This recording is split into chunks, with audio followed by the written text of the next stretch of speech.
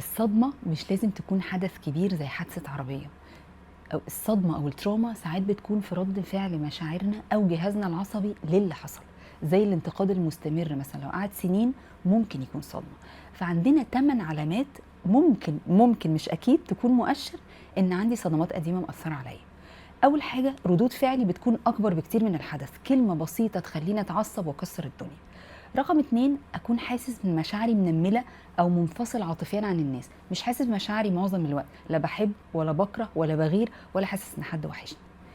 تالت حاجة، عندي أزمة ثقة مع الناس، صعب جدا عليا أقرب حد مني واثق فيه على المستوى العملي أو الشخصي. رابع حاجة، يكون بيجيلي فلاش باكس أو ذكريات مش مكتملة مؤلمة أو كوابيس متكررة لأحداث معينة في حياتي. رقم 5، حاسس اني متوتر طول الوقت ومش عارف ارتاح ولا اطمن حتى لو الدنيا بخير. بتبان قوي لما الدنيا كلها تبقى كويسة ومستقرة وانا متوتر وعمالة ادور في الناقص او اللي هيحصل وسط الستر والاطمئنان. رقم 6، مهما كبرت وعليت انا شايف نفسي صغير، فثقتي بنفسي مش متناسقة خالص مع حجم انجازاتي في الحياة.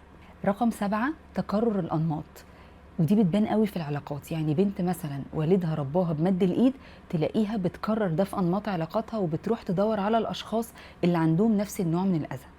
رقم 8 واخر حاجة، تجنب مشاعرك او مشاعر الناس التانية، تلاقي ان اي مشاعر تقيلة او مواقف صعبة او مواجهات تقيلة وصعبة جدا عليك فبتتجنبها طول الوقت.